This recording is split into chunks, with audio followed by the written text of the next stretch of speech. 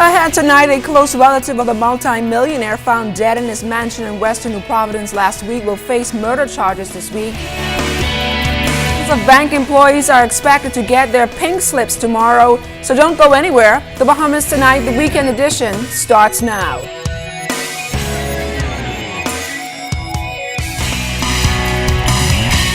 Now in HD.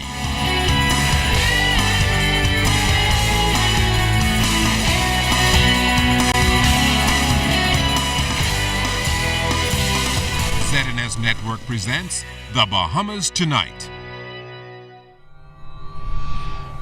This portion of the news brought to you by BTC Everyday.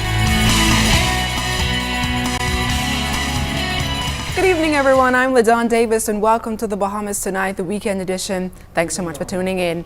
Topping the news, the Prime Minister is in New York tonight. The Right Honorable Perry Christie is expected to address the United Nations tomorrow on the challenges facing the planet with the supply for its most valuable resource. Clint Watson reports from New York. A big day for Prime Minister the Right Honorable Perry Christie tomorrow, as he's expected to address the United Nations on a special forum on information seminar and session on the International Decade for Action, Water for Life. The international community has acknowledged the indispensable role that water and sanitation play to human health, well-being, and sustainable development. During the Water for Life decade, which is declared between 2005 and 2015, significant progress was achieved in promoting access to water and sanitation and fostering cooperation on water issues. Despite progress, serious water challenges still persist, with as many as 1.8 billion people living in countries facing water scarcity by 2025. Global water crisis has been listed as one of the top global risks by the World Economic Forum in recent years and has hit the #1 spot in 2015. Ensuring availability and sustainable management of water and sanitation for all is going to require a comprehensive and ambitious approach to water issues in the new development agenda. In December 2014, the United Nations General Assembly adopted a resolution on the International Decade for Action, Water for Life 2005 to 2015, which invites the President of the General Assembly to convene a one-day high-level interactive dialogue on a comprehensive review of the progress achieved in the implementation of the decade, including the best practices and lessons learned relevant to the achievement of sustainable development.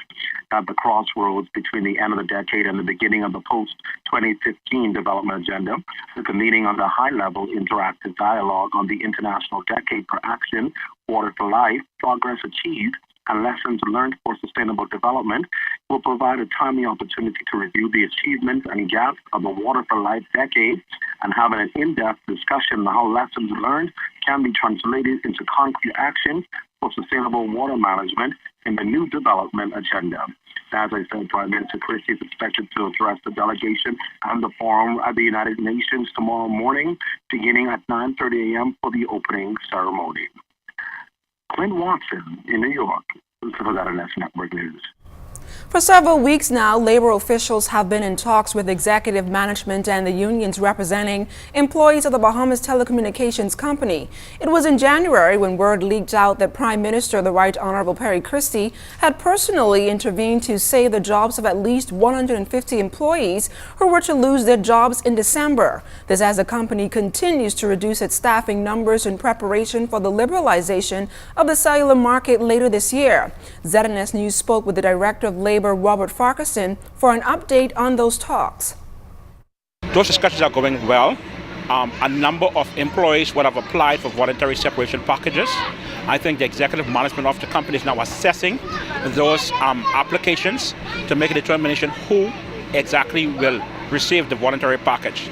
If the number of persons who would applied would have made the number in reducing operating costs, then there will not be a need for redundancy.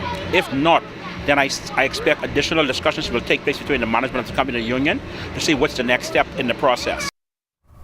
Now, Farquharson maintains that both labor officials and BTC executives are doing everything to keep job losses at a minimum while ensuring the company's bottom line. I know there was talk about the possible outsourcing of some services to give the union members an opportunity to become entrepreneurs and owners of the businesses. That's one option that the company is considering.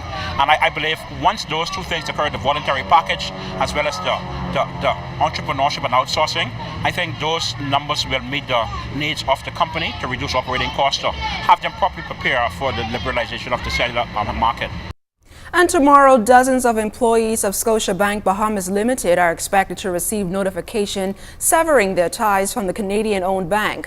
Last week and this weekend, bank officials met with staff here in New Providence and the Family Islands, updating them on the plans to streamline operations here in the Bahamas. Currently, there are 21 Scotiabank locations nationwide, including 12 here in New Providence and Paradise Island. It is reported that more than 50 staff will be impacted and a number of branches will be closed. Scotiabank Bahamas Limited and other Canadian banks, Royal and First Caribbean, continue to reduce their imprint in the Bahamas as operations move to the Southern Caribbean. ZNS News will continue to follow this developing story. And now this update on a story we reported last year. Residents in the Berry Islands were outraged when a local contractor appeared to be collecting sand from one of the beaches there without the proper authorization. Well, ZNS News spoke with Chief Councillor Cardinal Roll for an update on the issue. The community is back together. The question was whether the guy was actually getting too much sand or not, but we have followed some instructions from, superiors out of Nassau and the administrators, and now things have to be done in accordance with the law. So I don't think it's a problem getting sand no more in the Bahamas, but you have to get the proper permits to do so, and I think the community will be quite pleased if you do that. Just do it the proper way. Stay close, we've got more news on the other side of the break.